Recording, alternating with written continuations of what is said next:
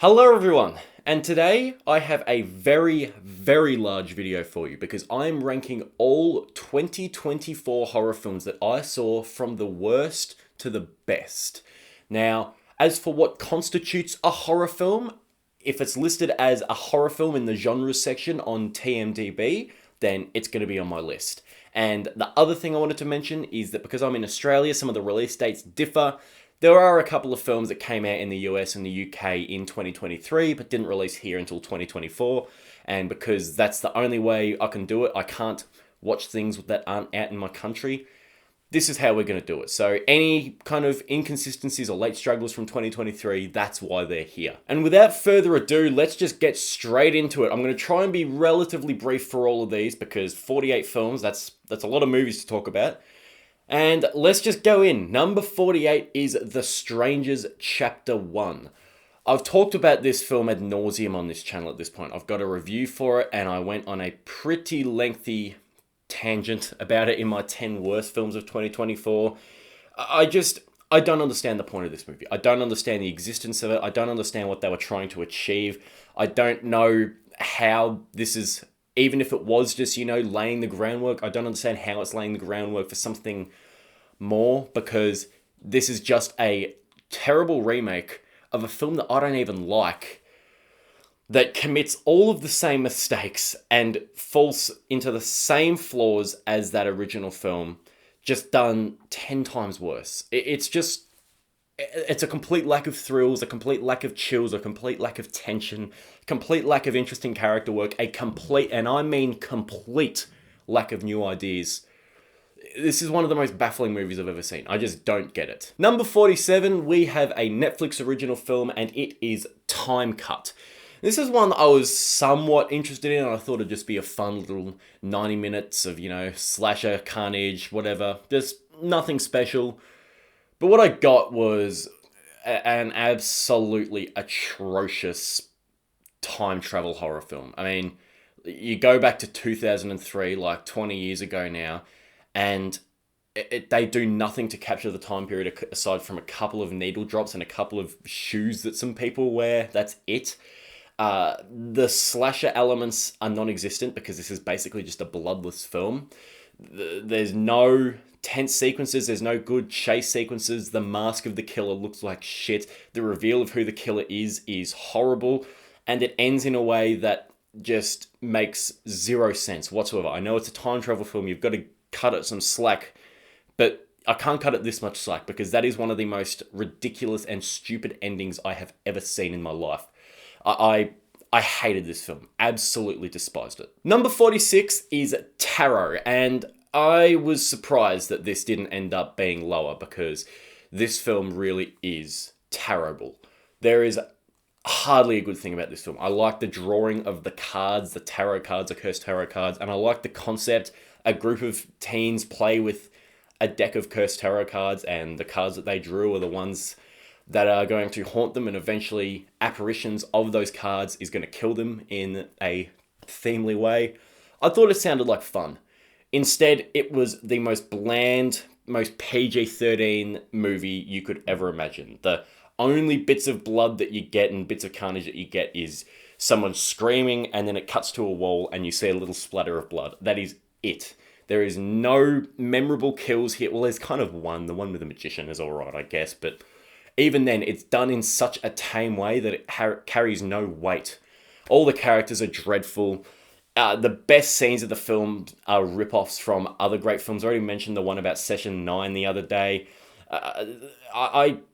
This is just a terrible film. And the fact that it made so much money, the fact that it made more than Abigail really depresses me. So, not much more to say here. Number 45 is The Exorcism, the Russell Crowe Exorcist movie. Actually, no, it's the second Russell Crowe Exorcist movie because we had The Pope's Exorcist, which is leaps and bounds better than this one. And basically in this one, you've got Russell Crowe playing an actor who's a recovering alcoholic, and he's attempting to play this role and get his career back on track of this priest in a horror film who's lost his faith and has to regain it to save this possessed girl. It's a making of the Exorcist movie, basically, except it's taking the alleged cursed set production of The Exorcist into saying that there was legitimately a demon on the set of The Exorcist. And quite literally, the film ends up being a rip-off of The Exorcist because it takes place in the same sets and stuff like that as The Exorcist.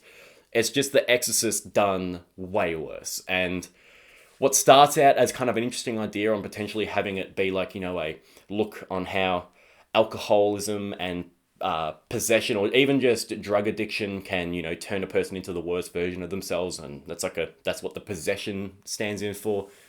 Could have been interesting, ended up being a saddening bore. Number 44, we have Night Swim. And I already talked about this in my worst videos list, but I think this is the only thing I really need to say. It is, you got a short film, a 4-minute long short film, that is quite good. And it's the kind of premise, an evil swimming pool that stands to be a solid short film. Making an evil swimming pool the plot of an entire movie does not work. It's not even like the most dreadful film ever or anything. It's perfectly watchable, but it's just... I don't understand how you would throw so much money at a film. You're like, okay, yeah, an evil swimming pool movie. Like, what? It just doesn't...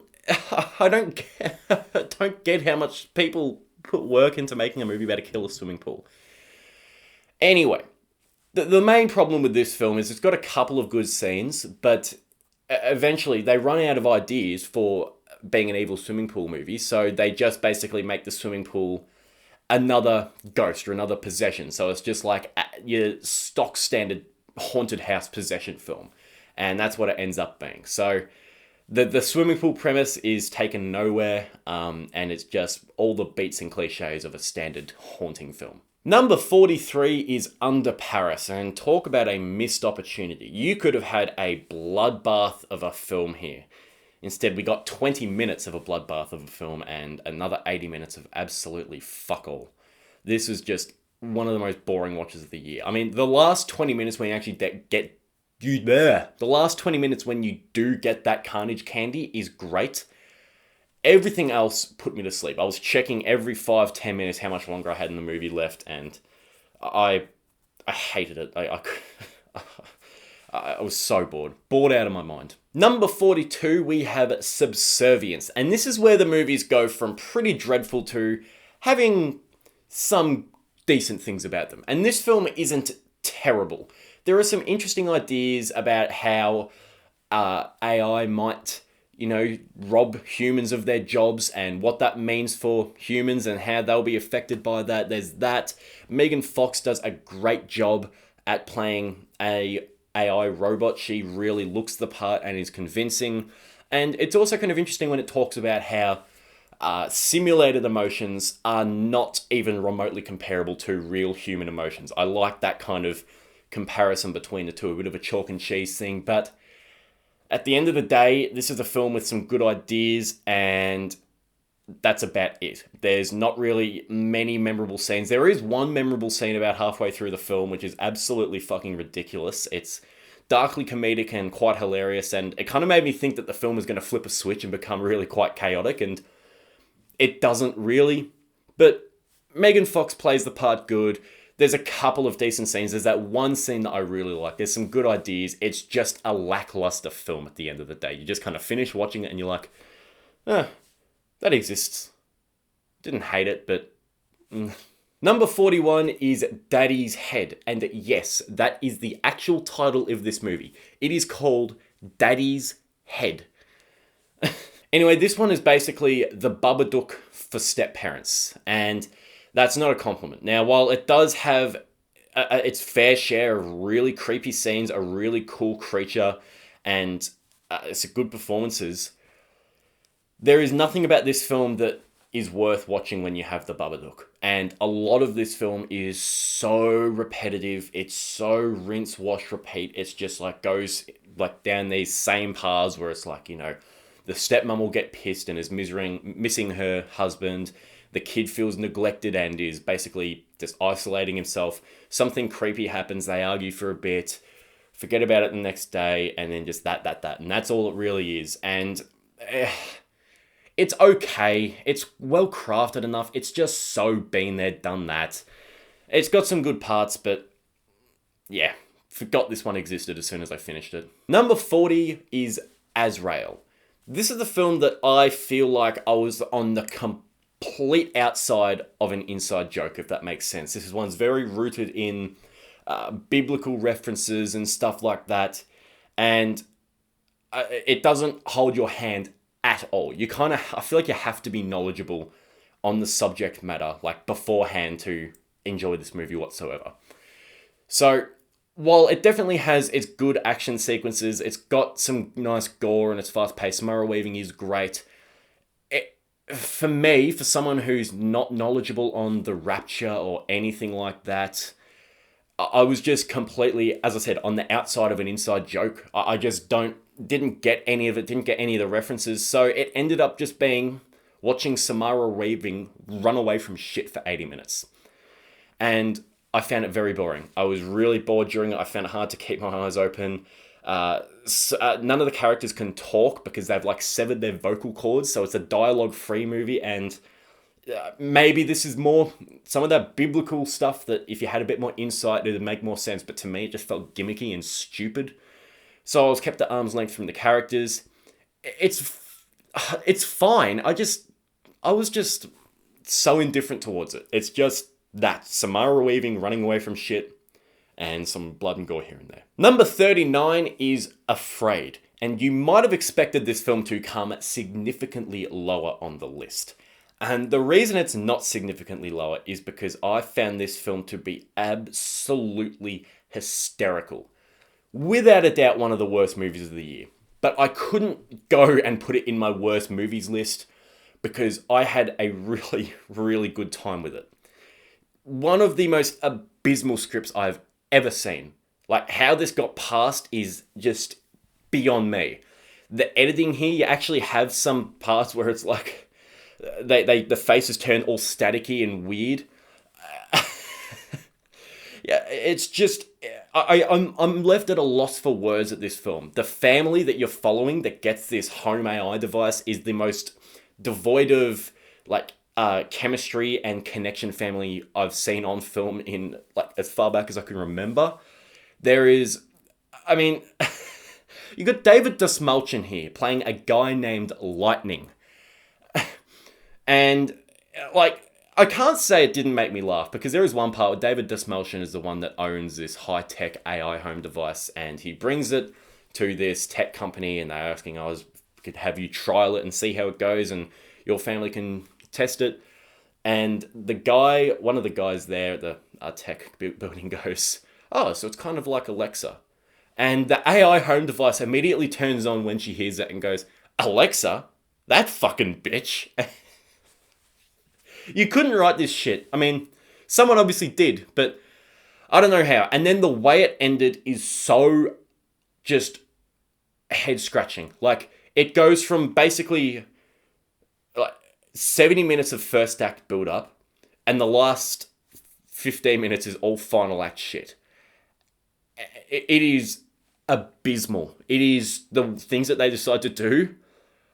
Oh my God. I mean, oh my God. Absolute insanity. Just terrible though. Number 38, we have Don't Move, a straight-to-Netflix film that is decently crafted enough, but just does not have the juice to create a entertaining or fulfilling or satisfying feature-length film. The first act of this is okay. As it keeps going on though, it just like really feels like a balloon that's just slowly deflating, and then eventually they're trying to suck as much air out of the deflated balloon as they can to give this one a story. So, I don't know, it's okay, but just forgettable, bland, not interesting enough to be a feature-length film. Number 37, we have I Saw the TV Glow. Now, this is a film that is inevitably going to be ranking very high on other people's lists, but I just did not connect with this one in the slightest. Now, a lot of the discourse surrounding it, a lot of people have connected with it, and they found it to be a really interesting discussion on gender dysphoria and the alienating feel that suffering from that can feel like, and that's great that it's resonated with people. And you can also just look at it as a film about being a social outcast or feeling like you're different to everyone else and feeling like fiction is more real than reality, and that's what you find solace in. It could be good like that, and it is very stylistic and very interesting. It bored the living fuck out of me. I could not tell you how much I just wanted to just stop watching this because everyone speaks super slowly. It's not one of those films that's narrative based, really. It's more just its ideas. It's visually fascinating and the musical score is interesting. It's just one that the ideas are there. To spend 100 minutes of this was almost agonizing. Now, it's not going down any lower on my list. It might sound like I dislike it more than some others, but this one certainly has more merit. It's certainly more memorable. I just can't stress enough how much this was not for me. And if it resonated with you, then that's great. Tell me why I'm wrong in the comments. But I could not stand it. I just felt like I felt like my whole body was just gonna shut down while watching it. I was just like, ugh. Number 36, we have Apartment 7A. Now, this is the prequel to Rosemary's Baby, and it's actually quite a solid film. It is decent, for sure. The problem with it is that everything that Apartment 7A does right, Rosemary's Baby did it better. Because this is basically just like a soft reboot of that film. Now, Julie Garner is fantastic as in the lead role here. She's really great. The recreation of the 1960s is great. It looks very similar to how Rosemary's Baby looked. Some of the scares here are really good. There's some really trippy dream sequences. And Diane Wiest as Minnie was very, very creepy and very threatening, but also quite warm. So it's got a lot of redeeming merit and good qualities about it. It's just that it lives so much in the original shadow that I find myself wondering why it exists and wondering why anyone would ever watch this film over the original when, like, it's a good film. It's just so unnecessary and gives zero reason to watch it. Number 35 is Maxine, and you want to talk about a bland movie. This is one of the most white bread movies I have ever seen. Now look, the 80s setting is captured well. There's some good needle drops here, and the sparing bits of gore that we get are great. The problem, it's a horror film with no horror scenes or scares. It's a thriller film with no thrills, and it's a mystery with no mystery. So all three genres that it's supposed to be, it just completely fails at being. Mia Goth as Maxine is dreadful. Her character is awful. There's no real parallels between Maxine and Pearl that are explored here, which really disappointed me because that's like, the whole thing with X. That's why Mia Goth was cast as both of those characters. I didn't hate watching this film. It was certainly interesting and enjoyable enough. Not even interesting enough. Just like, it kept my attention with all the visuals, but it's just a nothing movie. Number 34 is The Crow, and I was one of those ones that actually enjoyed this film somewhat. I don't think it's probably not as good as I said it was in my review. I didn't give it overly positive. I think I only gave it 3 stars on Letterboxd, but I would still stand by that. But I feel like my lenience towards this film was built up because of how sick and tired I was of everyone calling for this movie's demolishment. I was just like, can we just hear them out? So, I think Bill Skarsgård's great. See what he brings to the character. Stop jumping on the hate train immediately. It could bring it some new ideas. And it does. It brings some new ideas. It just doesn't execute them in the most effective way. Now, Bill Skarsgård as the Crow is terrific. And the opera scene towards the end is amazing action filmmaking, like really good stuff. It's just everything else just falls flat. It's not a terrible film by any means. It's just okay. And it's not going to make a splash. It's not going to taint the legacy of the original. It certainly hasn't. It's an okay movie. Number 33, we have Winnie the Pooh, Blood and Honey 2. And it is insane that it's making it this high up on my list because it's not a particularly good film. But it's short enough and got enough gore and carnage that I had fun with it. Like, they lean into the absurdity and the silliness of it way more than they did with the first, because they didn't lean into it at all in the first. And it was fun. I had a good time with it. There was some nice kills. The rave sequence at the end was great. The opening scene was great. I really liked Tigger here. He was a bit too similar to Freddy Krueger for my liking, but he was still very entertaining. Pooh was great. Piglet was great. Owl in particular, as sort of a pinhead type figure, was awesome too. I thought it was fun. I thought it was silly. I thought it was fun. It could have been even sillier. In some parts, it tried to take itself too seriously. But I don't know. I had fun. Number 32 is In a Violent Nature. And this is one of those films that is so much more interesting to talk about than to actually watch, because it is slow, boring. There is no story. There is no character work. There is no nothing. It's just basically Friday the 13th from Jason's perspective. That being said, as a satire on the slasher subgenre, it's quite funny. And it delivers some awesome kills. Some kills that are just brilliant. It was one in particular that, if you've seen it, you know what I'm talking about. That is just an instant Hall of Famer. Like, it is that good. So, it's got its moments. It's got some good ideas. It's fun to discuss and to dissect. Just watching it isn't very interesting. Number 31 is The Watchers. Now, this is a film that a lot of people hated, and I mean hated. Really, this one was one of the more poorly received horror films of the year. But I thought that for a one-time experience, I had a good time with the ride that it took me on. Now, I'm not saying it's a particularly good film, because narratively it's a mess. You think about this one for more than 2 minutes and it all just falls apart. But when you're in the moment watching it once, I found it kept my attention. And I thought it took some swings. It's got some decent scares, decent sequences. I think the forest, the Irish landscape looks great. I like the kind of blend of horror and Irish folklore. It was decent enough just for a Wednesday night, when it's raining, you just chuck it on and watch it.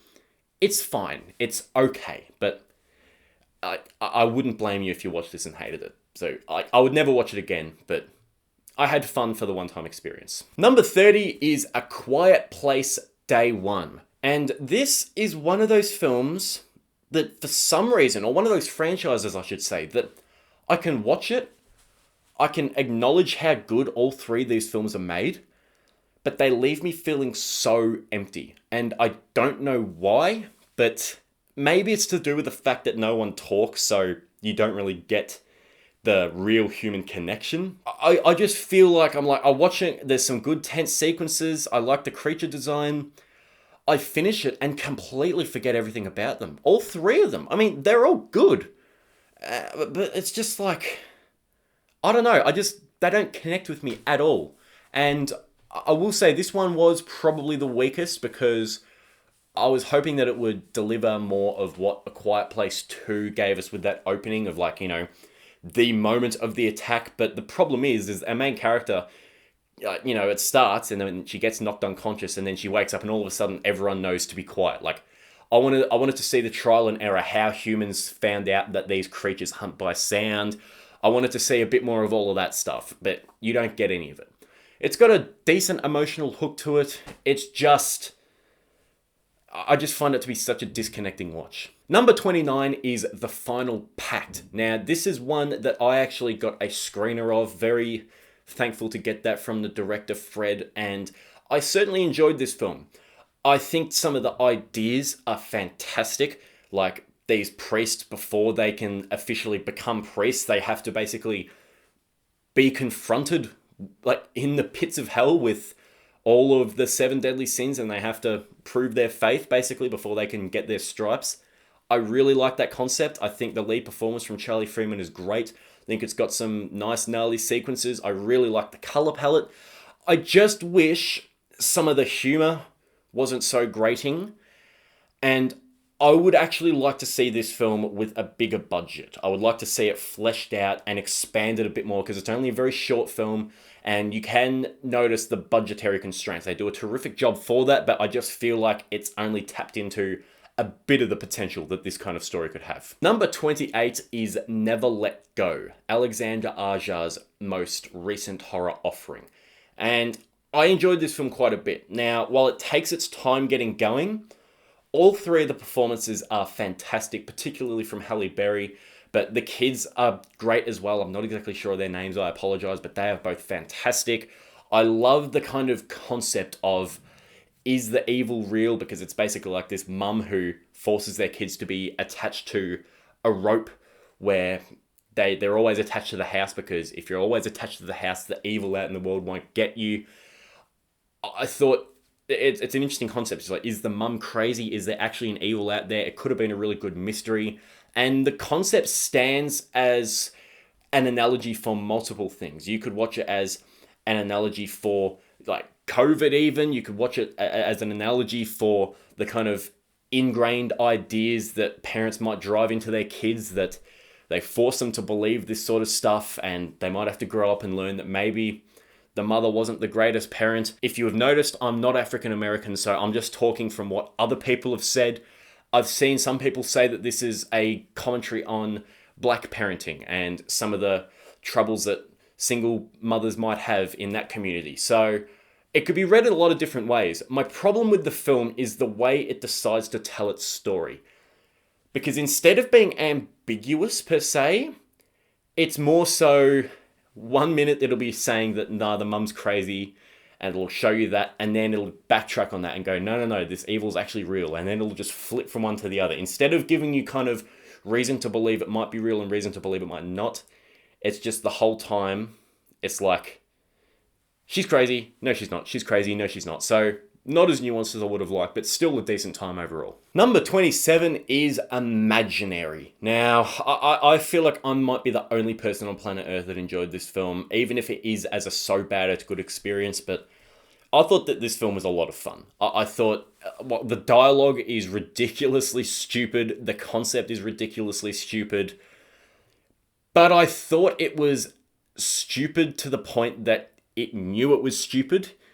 And I mean, evil teddy bear. Like, when they try to make the teddy bear Chauncey Bear do a frown, it's just, you can't help but laugh at it. I think that this movie's hilarious, and the places that it goes in the final act is batshit insane. Like, and the design of Chauncey Bear, the design of the beast is awesome.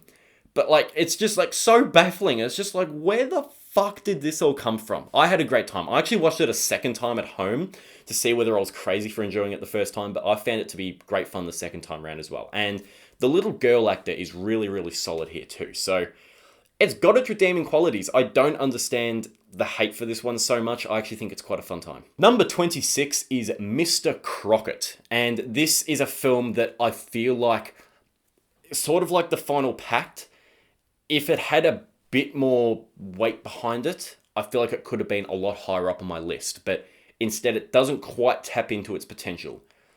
But the kind of twisted children's nightmare aesthetic I find really appealing for some reason. I'm not sure what it is, but you're watching this old creepy TV show where the host is basically coming out of the TV and kidnapping kids and killing their parents if they're like a bad parent. It's a great concept, and it's got some gnarly gore and some creepy parts, and the person who plays Mr. Crockett is phenomenal. It's just that the script needed a hell of a lot of work. I just feel like there could have been so much more done with it. Like, there's literally a part where the characters need to get from, like, point B to point C, and to do it, one of the characters all of a sudden has psychic powers. It's just, like, really lazy at points. But it's still a really fun time with a great performance in the villainous Mr. Crockett, and it's got some great gore, some great creature design. I dig it. Number 25 is The Passenger.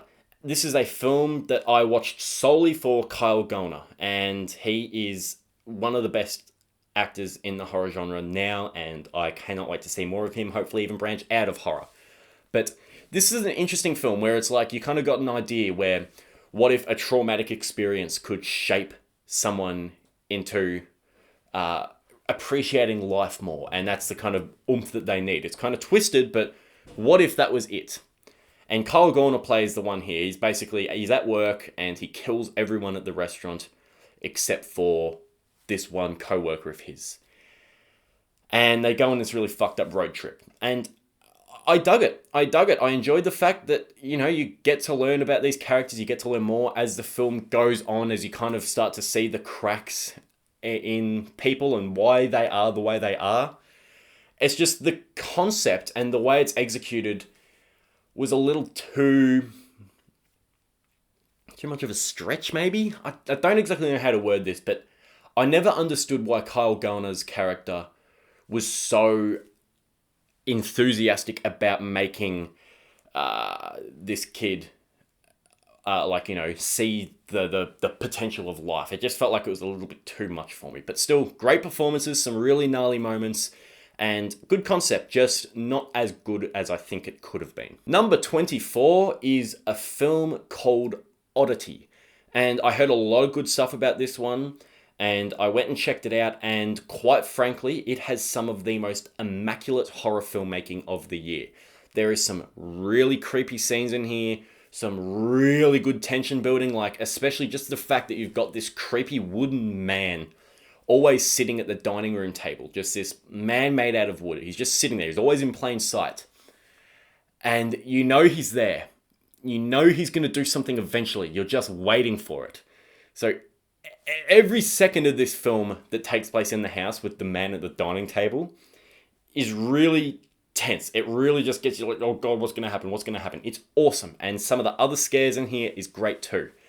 Problem with it, the film for me though, is that the story is ridiculous. Absolutely ridiculous. Like, it gets to the point in the third act where it's just like you've got these mustache twirling villains and these ideas and everything that they're trying to do, these conspiracies and these little things that they're going to try and do, and what the real truth is behind this woman's death. Was it a murder? What's actually happening? It just got very cartoonish, and while the filmmaking is great, the story completely lost me.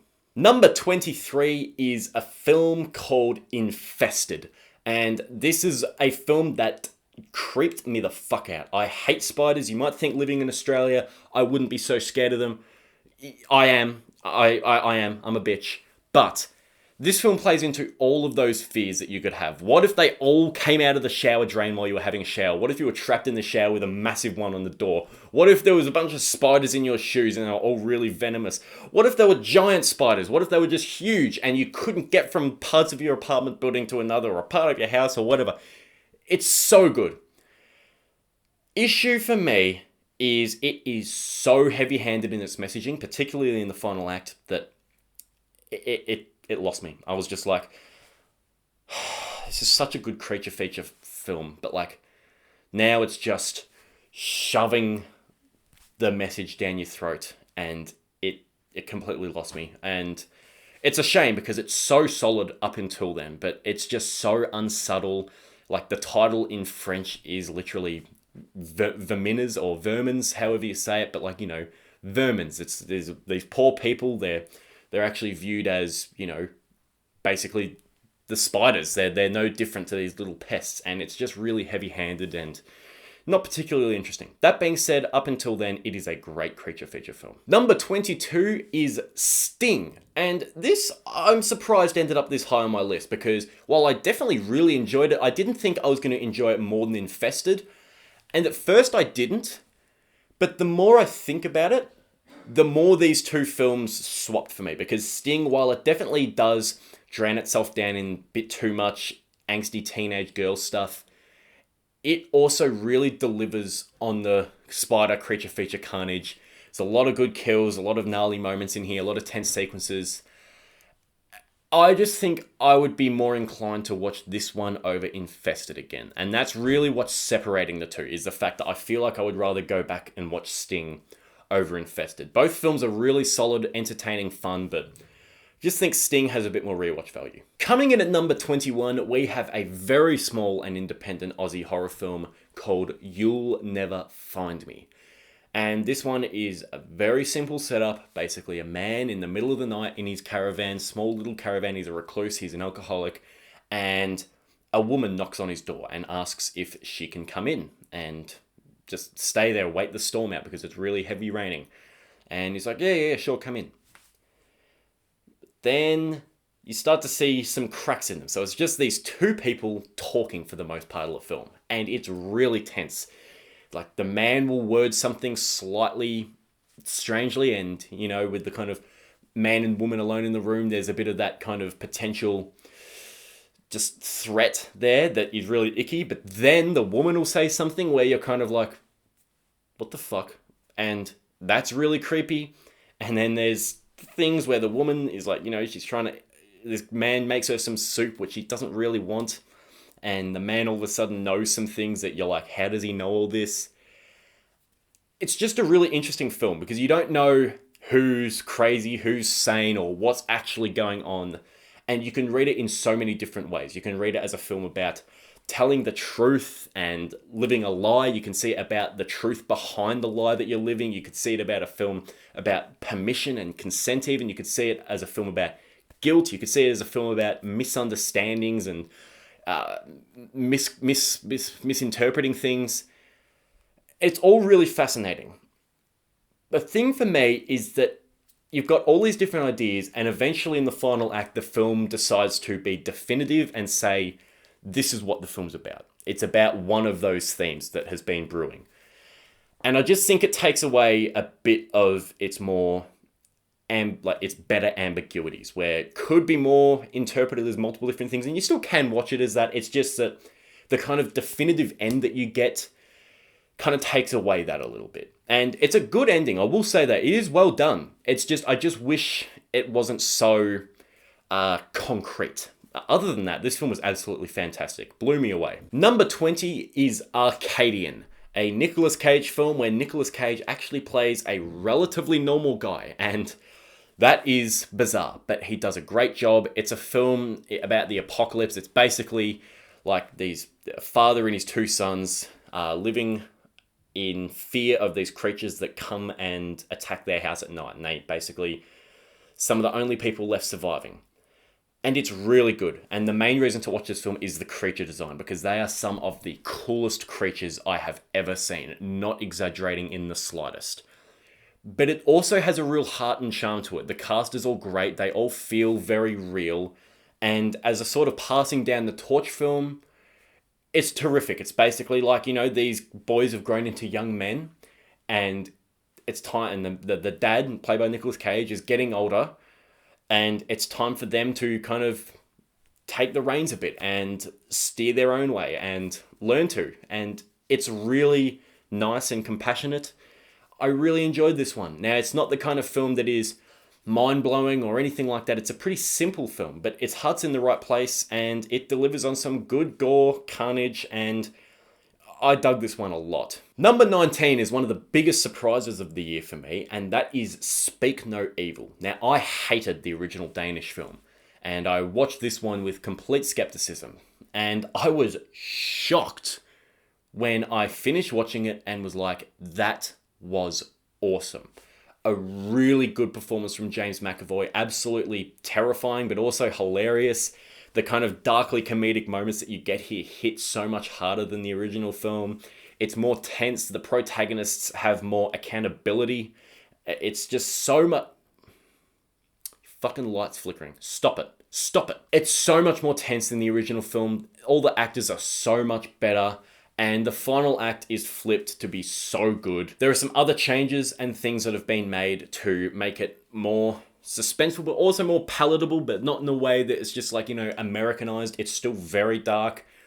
I couldn't believe how much I enjoyed this. I thought this was a great film. Coming in at number 18 is Heretic. And this is one of those films where the more I think about it, the more I like it, because it leaves you thinking. It gives a lot of things to you, but doesn't spell out exactly what that might mean. And the more I think about it, the more I think about the implications and just everything about it, I think that this one, if I rewatched it, could rise in my list of horror films. And it is really solid. It's led by a great performance by Hugh Grant, and the two girls who are playing the two young Mormons are fantastic.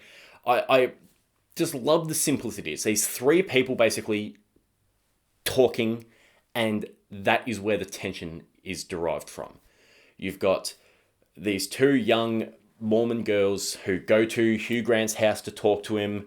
they're young missionaries, and he put his name on a mailing list. He wants to talk about it and discuss faith, but he slowly becomes a little bit menacing, and you kind of end up realizing that he's willing to challenge their faith, and he's got these arguments in place for why he thinks religion is bullshit and what is actually happening and everything. And it manages to be really effective, really thought-provoking, without ever going into sacrilege, basically. It's never just religion's a bunch of bullshit that needs to be left in a bygone era. This is what the world needs. We're Hollywood. We're going to tell you everything. It's not that. It criticizes religion, but it brings up some good points. But then sometimes the two missionaries, they go, hang on a minute. You're talking out of your ass. Here's some points for us to back our religion up. So it's a real good debate on faith and religion, and it just slowly gets more tense as the film goes on. Now, it does go into some places in the third act that didn't work for me when I watched it. But again, the more I think about it, the more I think, actually, you know what, it does work. And some of the scenes and some shocks that happen, it's really effective. I think my main problem with this film is tone, that's all. Because sometimes Hugh Grant is a little too funny. Like, there's a scene in particular, you'll know what I mean if you've seen it, where he's kind of singing, and it's just, sometimes when that kind of stuff happens, it really undercuts the tension. So if it had been a little bit more tonally balanced, I don't mind the comedy because I think Hugh Grant's great. I think he's hilarious. I just wish it was a little less prominent in the film. That being said, this film was fantastic and I would absolutely watch it again. Number 17 is VHS Beyond, and I was shocked with how much I liked this one. All of the stories were great. The only one that I didn't love was Abduction. And it's not like it wasn't a good story, it's just the way it was spliced in between the other shorts didn't really make a hell of a lot of sense to me. It just felt, like messy, and then you actually got the footage that they've been talking about. And it's really creepy and gross, but it just feels like the build-up wasn't enough. Like, the build-up was too much for not enough payoff. That being said, everything else is awesome. Stalk is really good and really creepy and gnarly. Dream Girl is really clever because you basically have... It's a found footage film filmed from a paparazzi point of view where they're going to try and capture footage of this big Bollywood actress. And because it takes place on a film set, sometimes the footage actually switches to cameras, like real film cameras filmed by film crew. So it kind of almost becomes less found footage, but still makes sense to be found footage. It's just, looks like an actual film, which I thought was really creative. Live and Let Dive is awesome. 20 minutes of chaos. I think that one is exceptional. Basically perfect. Fur Babies is really twisted and really gross. I was a little bit worried that it was going to be all just gross for animal cruelty's sake, but it's not that at all if it kind of stresses you out. And I actually found myself rooting for the... You've got this Annie Wilkes-like crazy lady, and she's so funny, and her deal is basically that she hates people. She loves her pets. It's hilarious. I loved it. And then finally you've got Stowaway, directed by Kate Siegel and written by Mike Flanagan, which is an awesome body horror, cosmic horror mix. And it is just nasty and gross and weird, and I loved it. So yeah, VHS Beyond was an absolute knockout. I thought it was terrific. Number 16 is Abigail, and I actually watched this film again just the other day because the first time I watched it, I enjoyed it quite a bit, but I felt like I wasn't as high on it as everyone else. And I've got to be honest, when I watched this one again, I actually liked it slightly less. With that being said, it still ranks this high up because the great parts of it, which is the majority of the film is great, are so good and so my thing that I could see myself throwing this film on once or twice every year. Even though there's so many problems that I have with it, and I think the first act is really drawn out, and the way it tries to be a mystery, even though you know what's going on, it's like the first half of the movie is just a mystery film. And then the ending, the last 15 minutes, I think is pretty dreadful. everything in between, even the first act. I'll say this about the first act. The cast is so good and so entertaining that they just bounce off of each other that makes it fun to watch, even without the chaos and carnage.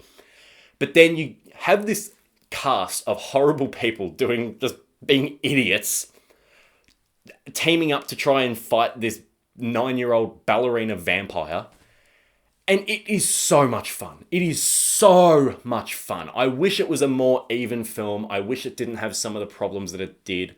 But the good stuff here is so good. And Alicia Weir as Abigail is so funny and so twisted and menacing that I can't help but put it this high up because the good parts are absolutely great. Number 15 is Your Monster, and we just talked about Abigail. That starred Melissa Barrera, and so does Your Monster. And I'm so glad that Melissa Barrera is still getting roles after the Scream 7 incident because she's terrific. She's really, really great, and this is easily her best work yet. You've got this film where Melissa Barrera, she's just been dumped by her snobby playwright boyfriend because she's had cancer and her treatment has been too difficult for him and he can't stand by her, and she's taking him away from his work. And she's basically in the dumps, completely in the dumps, and at the lowest point of her life. And then she notices this monster that lives in her cupboard. That is, the monster in the closet, the monster under the bed that has been there since her childhood. And at first, it's a very antagonistic and aggressive relationship. But then they start to bond. And it becomes a really fucked up, but really heartwarming romance. And it is so much fun. Like, I had an absolute blast with this film. I fell head over heels for it. I was so charmed by it. The musical numbers are great. The performance from Melissa Barrera is awesome. Tommy Dewey as the monster is so funny. And some of the places that it goes is very twisted and very creepy and disgusting, but I loved it. Now, it does kind of get to the point where it ends on a note that is more metaphorical than actually logical, because logical, as an ending, logically, it's a horrific ending, but metaphorically it makes sense and it is fun and memorable, but like, it's one of those ones you got to not take it too seriously. You go in taking it just as a fun little ride, you will absolutely adore it. Number 14 is Lisa Frankenstein. And like Heretic, this isn't nearly as intellectual or layered as Heretic, but like Heretic, it's one of those ones where the more I think about it, the more I love it.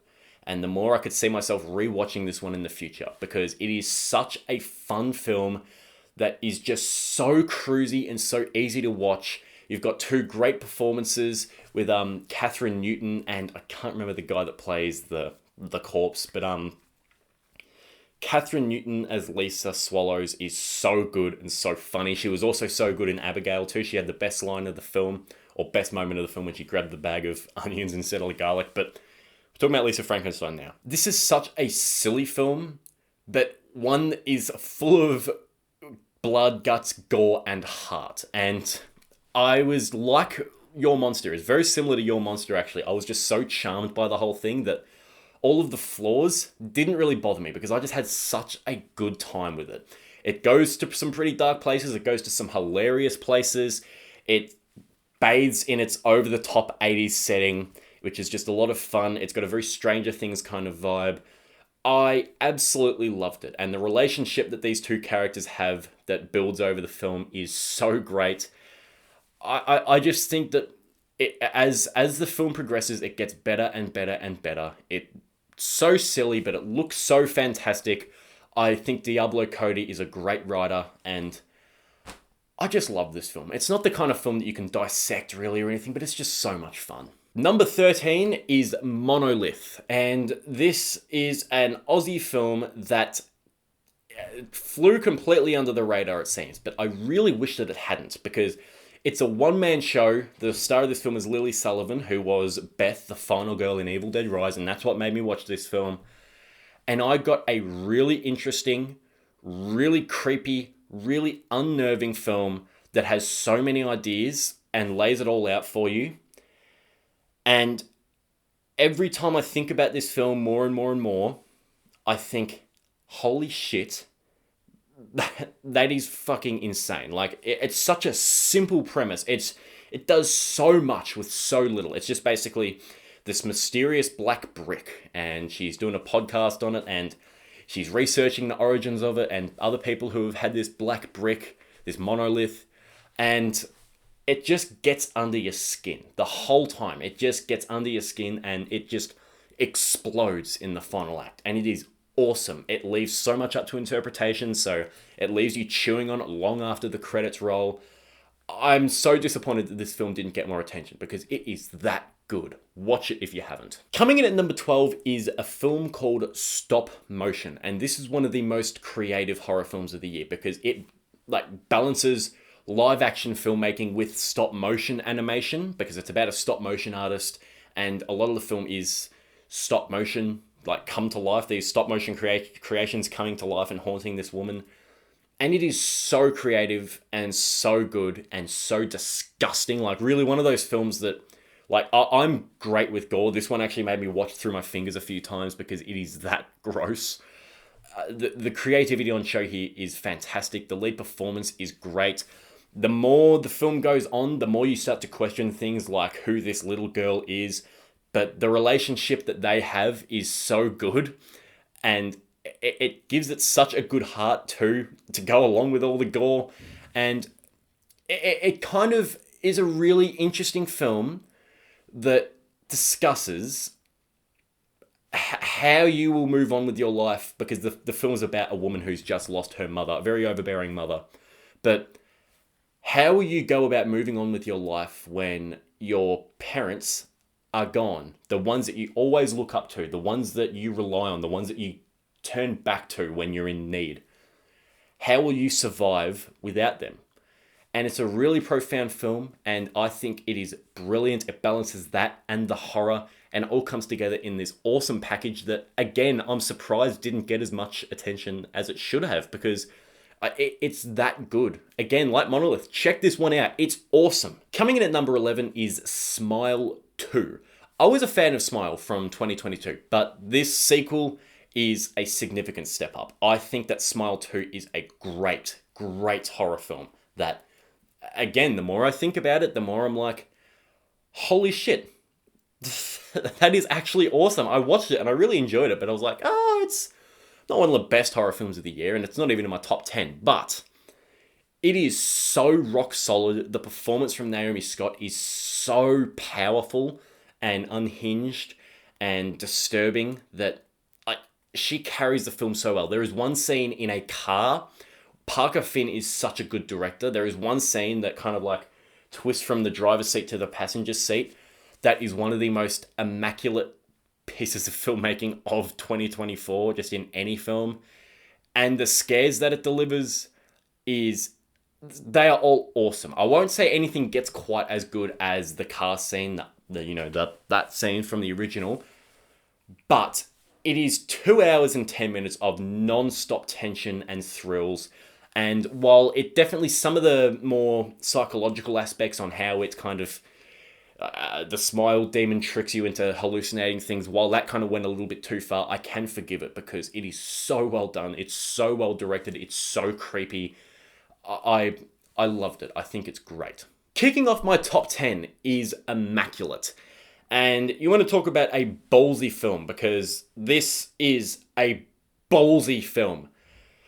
I will never forget watching the last 2 minutes of this film in the theater. I was at an absolute loss for words.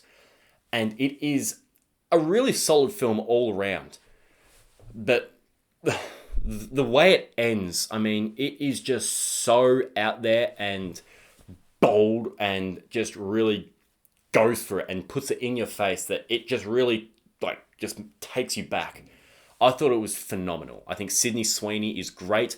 I think some of the more interesting twists, turns, and reveals that you eventually learn as the film progresses is really interesting, and it turns itself into a far more interesting version of what you would initially expect this story to be.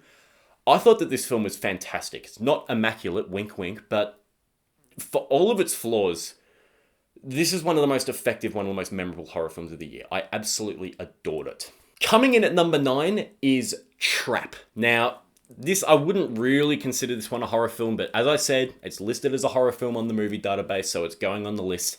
And any excuse to talk about this film, I'm happy to talk about it because I love Trap. I think it is awesome. In fact, I think it's Shyamalan's best film since The Village.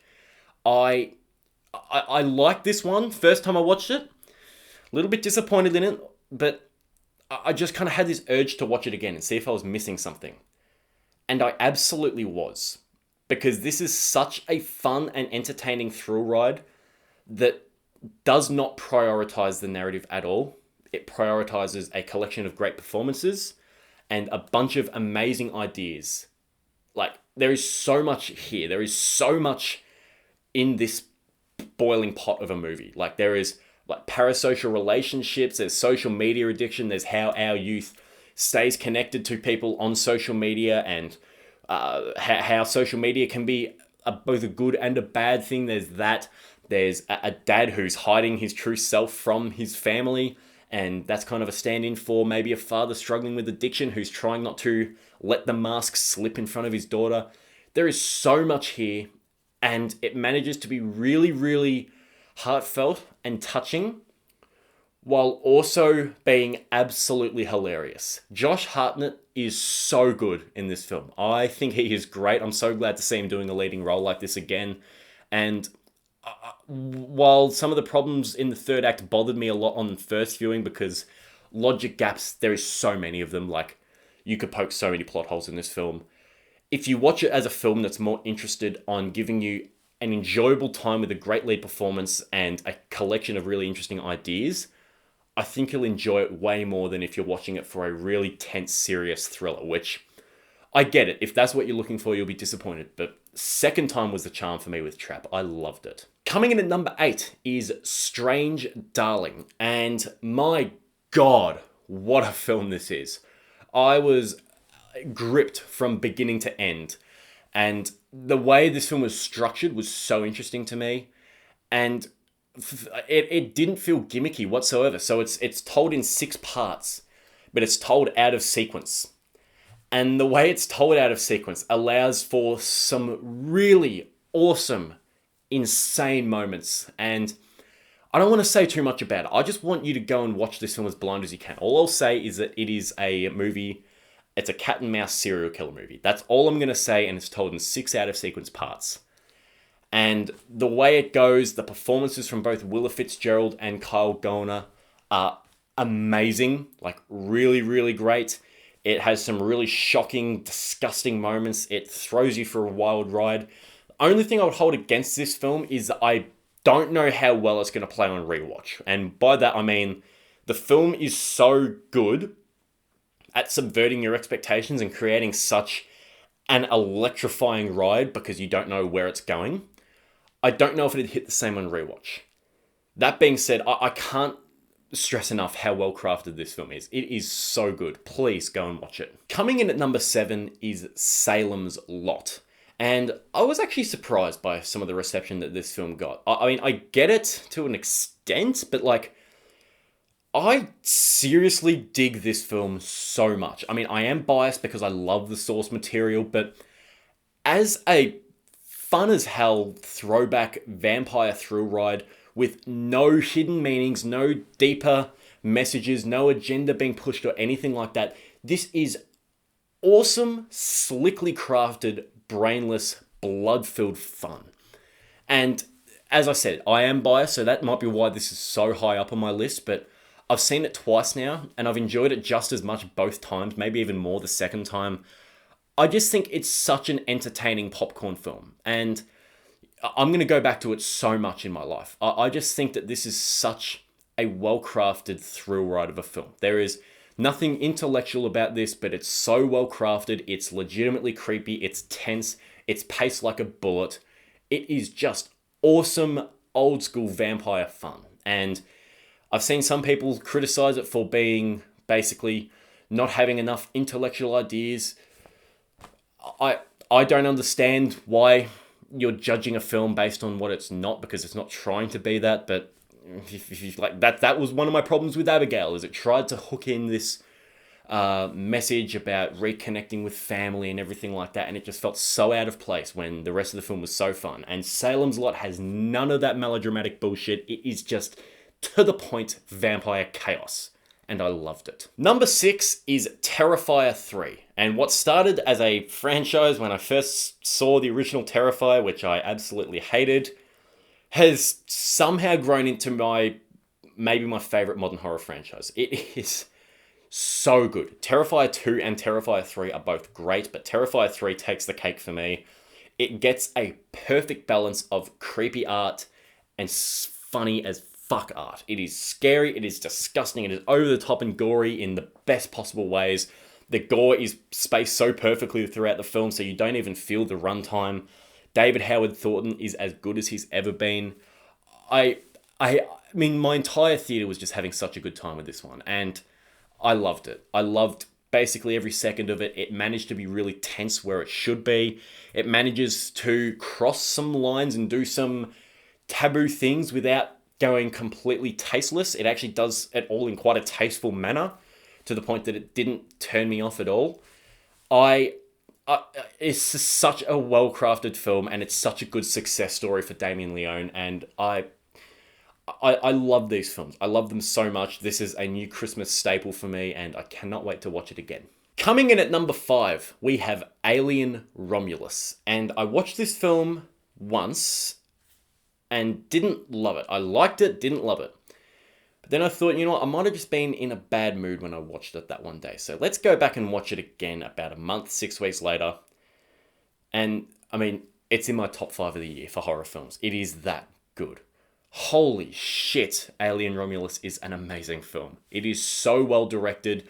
Fede Alvarez gets some of his... He really taps into what he's good at, like some of those quieter, tense, but more simple sequences in Don't Breathe. He puts them to great use here, but in enough of a different way that it doesn't just feel like he's ripping himself off. Kaylee Spaney as Rain is awesome, an awesome badass final girl. David Johnson as Andy is great.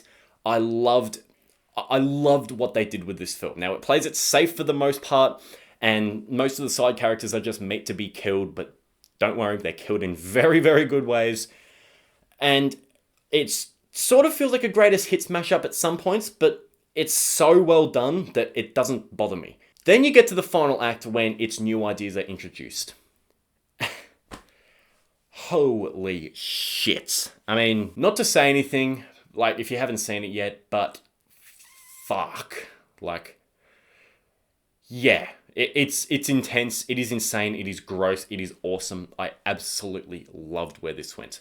Main problem with this film for me is some of the references and nostalgia bait feels really grating and horrible and just weird. But that can be easily forgiven for me because the rest of the film is just so good and so well crafted. I loved it. Easily top 3 Alien film. Number 4 is The First Omen. And talk about a surprise. This is an insanely surprising film because not only does it manage to stand on its own as a really solid horror film, it actually manages to bring something new to the franchise and elevate the previous film, The Omen. It elevates the original film and makes it better. Nell Tiger-Free is awesome. She is so good in this film. Like some of the stuff that she has to do, she has to be so intense and so scared out of her mind and so confused. It's a big ask for an actor to do that. And she comes close to being as good as Isabella Gianni in Possession. There's a scene very reminiscent of one of the most iconic scenes from Possession, and it is immaculately done. The film is gross and disgusting and really does some things where you're like, holy shit, I cannot believe they went there. But they went there, and the film's all the better for it. So yeah, The First Omen, number 4, one of the biggest surprises of the year and one of the best of the year. Coming in at number 3, we have The Substance. And you want to talk about a bold, disgusting, audacious film. This is it. This is a spit in the face of Hollywood's unrealistic beauty standards, and it does it so well. And it's one of those films where the message doesn't need to be subtle. If it conveys it in an effective and interesting way, I don't mind being smacked over the head with the message. And just, wow. Like, really gasp-inducing moments. Like, it just continuously tops itself in how gross it is.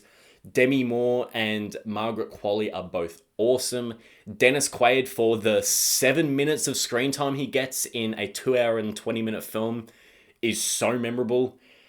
It's I've talked about this film a lot now, and I just don't feel like I could talk about it enough. It is that good. There is so much to read into it. You could watch it again and again and again and pick up on different things, the duality of people, the want to live back the past, and whether you view the past or yourself in rose-colored glasses. And there's you think of a botched plastic surgery attempt, that could be what the body horror is. There could be trying to live your life as someone who you aren't. There could be, the kind of self-hatred and self-loathing. There is just so much here. There is so much substance in the substance. And one of the most widely praised films of the year, and deservedly so. I love The Substance. Coming in at number 2 is the film that creeped me out the most this year, and it is Long Legs. And my God, this one fried my nerves to a blackened crisp. Jesus Christ. This is one of those ones that just radiates evil from frame 1 until the end. It goes so dark and so twisted, and it is so nasty and disgusting and just anxiety inducing that it's magical that a fictional film, can make you feel so strongly. I was really on the edge of my seat and felt exhausted by the time I finished this, but I've had so much fun dissecting it. I've had so much fun rewatching it and showing it to other people. Every time it just gets better because you pick up on more details as you watch it again and again and again. And Nicolas Cage as Longlegs is a sight to behold. He is very scary. Micah Monroe as Agent Lee Harker is a great kind of change of pace for the lead detective in a film like this. Like, you don't really expect someone to be... she's a bit more on the spectrum and socially awkward, whereas like you think about Clarice Starling, even though she was definitely, a bit of an outcast because, she's like, a young woman leading the charge on this massive case, she still was really powerful and in control. And I'm not saying that Lee Harker isn't, but she's just got this vulnerability about her that feels so grounded and so great and makes you really care for her. I could go on about this film for hours. I've got a 25-minute long video essay on it. I'll put a card up here. If you haven't seen that, please check it out because I was really happy with it. And I just loved every second of this film. I think it's one of the best of the year, and easily one of the best horror films of the year. It's number 2. But coming in at number 1, if you've seen any of my videos, you will not be surprised by this pick. It's Late Night with the Devil. Now, I have talked about this film so much at this stage that I'm going to keep this part pretty brief. I'm going to put a card up here to my video essay that I did on it about 6 months ago, which really blew up and really captured my thoughts. I think that this is one of the best found footage films ever made. Maybe my favorite found footage film. No, definitely my favorite found footage film ever made. It's one of my favorite films of all time at this point. I just think everything about it is so good. The cast is so good and antagonistic towards each other. It's so funny. As a satirical, kind of a satire on the satanic panic sort of era. It's very funny and very witty and very clever. It's got a razor sharp set of teeth, but it is also legitimately creepy and unnerving. And it ends in a way that is so clever that it makes you want to watch the film again.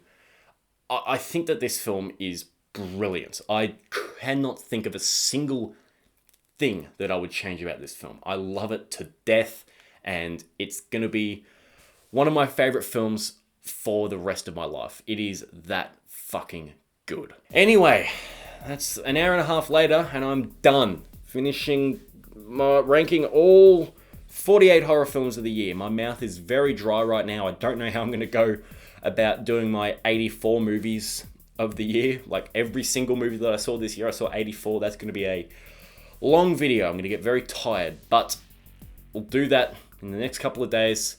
Thank you very much for watching. I'll see you all later. Bye.